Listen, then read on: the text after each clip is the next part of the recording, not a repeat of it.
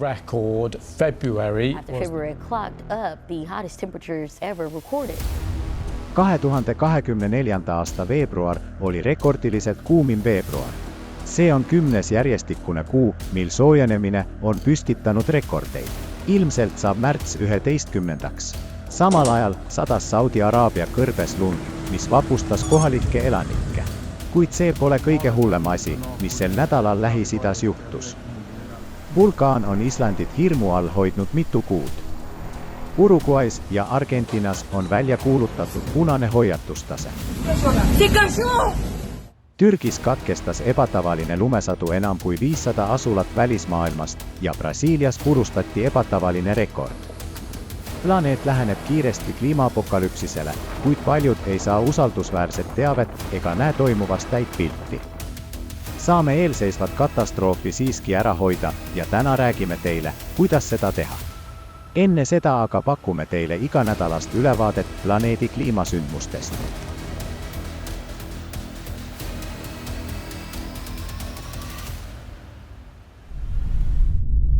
Mehhiko. 15. märtsi pärastlõunal Mehhiko Coahuila osariigi elanikud sattunud silmitsi võimsa tormiga, millega kaasnes kuni 10 sentimeetrise läbimõõduga rahe. Sabinase vallas juhtus traagiline juhtum. 8-aastane tüdruk sai rahetera tabamuse tagajärjel koljulumurru. Ta viidi raskes seisundis kiiresti kliinikusse. Rahe tõttu said kergeid vigastusi 10 inimesed. Kodanikukaitse aseministri sõnul on see esimene nii suure rahega torm piirkonnas.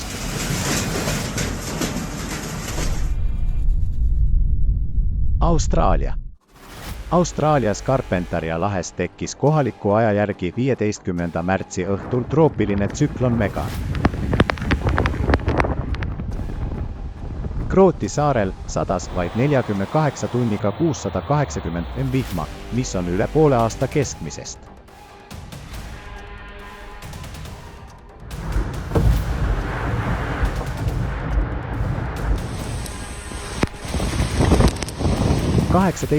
märtsil tabas tsüklon Austraalia mandriosa kuni 185 kilomeetrit tunnis ulatuvate tuuleiilide ja tugevate vihmasadudega.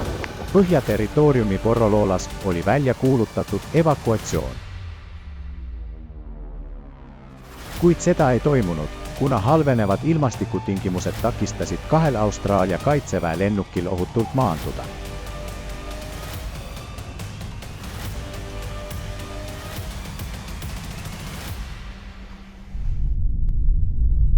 Paapua Uus-Guinea. Alates 18. märtsist on Paapua Uus-Guinea keskosa tabanud tugev sadu ja tugev tuul. Majad said kannatada, teed ja 2 silda uhuti minema ning saak hävis. Katastroof on põhjustanud rannikualadel tuhandetele inimestele puuduse mageveest ja toidust. Simbu provintsis on 3 maalihke tagajärjel mitmetonnise muda alla on mattunud vähemalt 23 inimest.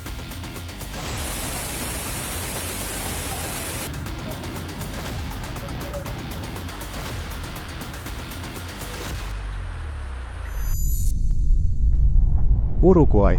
Viimase 10 päeva jooksul on Uruguays toimunud terve rida torme. Kõige kriitilisem olukord tekkis 20. märtsil, kui kogu riigis kuulutati välja punane häire. Maksimaalne tuuleiil 137 kilomeetrit tunnis registreeriti Tacuarembó linnas.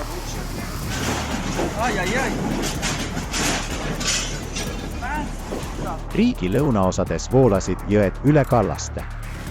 Elektrita jäi 116 000 elanikku.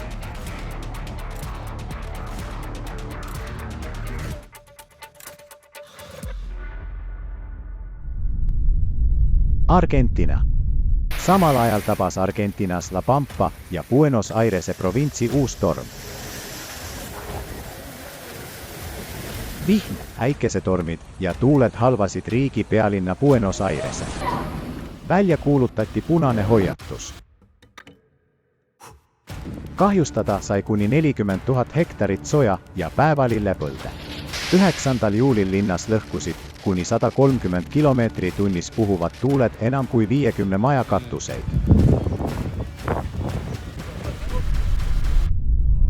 Irak. 18. märtsil alanud tugevate vihmasatude tagajärjel tekkisid Iraagi Kurdistanis ootamatud ulatuslikud üleujutused, mis tabasid elanikke. Vihm kahjustas umbes 100 maja. Üleujutuses hukkus vähemalt 2 ja sai vigastada 11 inimest. See oli sel talvel riiki tabanud tugevaim vihm ja äikesetorm.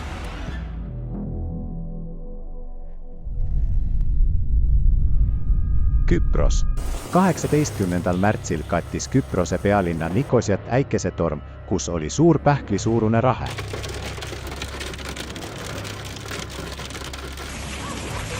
Halb ilm möllas vaid tund aega, kuid sellest piisas, et keldrid ja tänavad oleksid kaetud tiheda rahekihiga. Bosnia ja Hertsegoviina. Bosnias ja Hertsegoviinas ilmus 17. märtsil sarapuupähklistandusele ootamatult suur veega täidetud kraater. Midagi sellist pole elanikud siin varem näinud. Island. Islandil purskas vulkaan 3 kuu jooksul 4. korda. Purse algas 16. märtsil Reykjanesi poolsaarel, umbes 30 miili kaugusel Islandi pealinnast Reykjavikist. Purskele eelnes 80 maavärinat.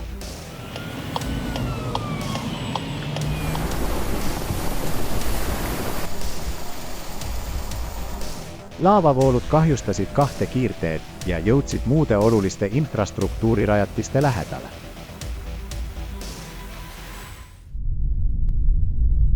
Hiina. Lõuna-Hiinas asuvaid Sichuani ja Yunnani provintse on haaranud metsatulekahjud, milles on hukkunud 4 inimest.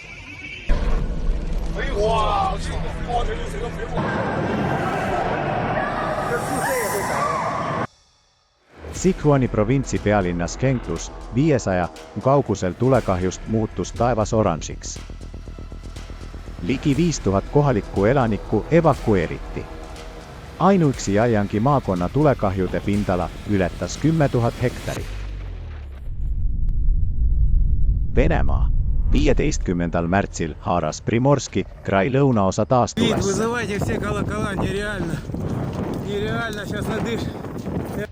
Tekkis kümneid tulekahjusid ning kuni 25 meetrit sekundis puhuv tuul levitas tuld tohutu kiirusega. Primorski territooriumi tulekahjude tagajärjed osutusid koletuteks mitte ainult kodu kaotanud inimestele, vaid ka loomadele. Tuli haaras endasse hirvekasvatusfarmi territooriumi.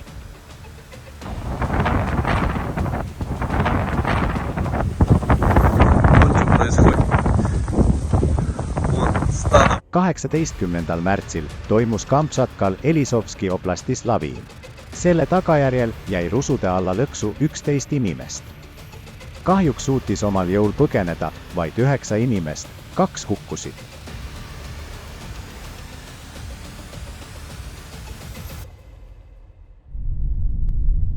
Türgi.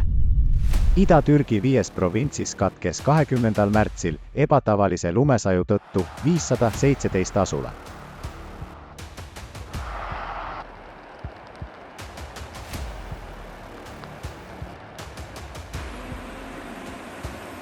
Hakkari piirkonnas ulatus lumehangede kõrgus 4 meetrini.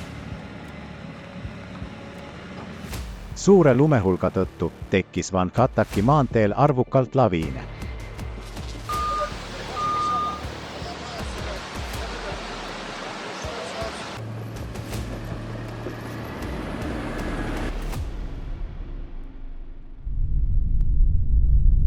Saudi Araabia.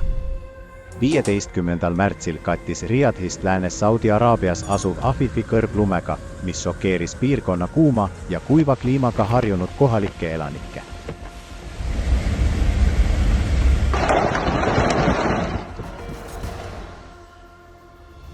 Riik registreeris ka enneolematu juhtumi kogu Lähis-Idas.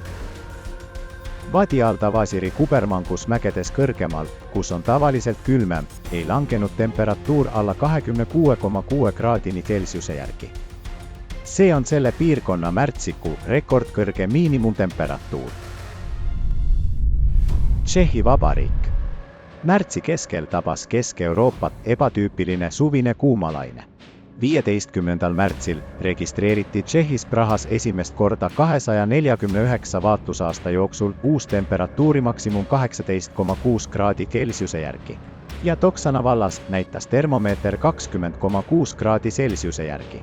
Rohkem kui pooled riigi 160 jaamast registreerisid temperatuurirekordi. Brasiilia. 16. märtsil tõusis Rio de Janeiros tajutav temperatuur 60,1 kraadi Celsiuse järgi, mis oli nende mõõtmiste algusest saadik rekordväärtus. Rekord kestis vaid päeva. 17. märtsil ulatus tajutav temperatuur 62,3 kraadini Celsiuse järgi. Brasiilias purustati 15. märtsil leitsaku tõttu järjekordne rekord. Riigi ajalooliselt kõrged temperatuurid on toonud kaasa rekordilise elektrinõudluse.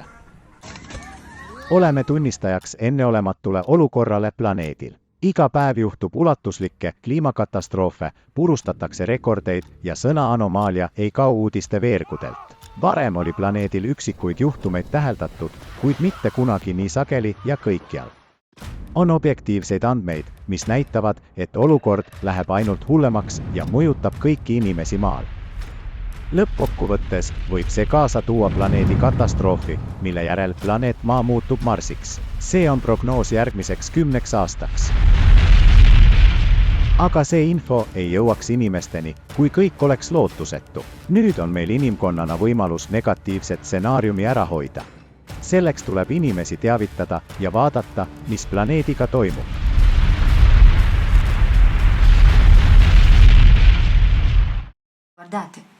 Вам не кажется, что с нашей планетой стало что-то не так?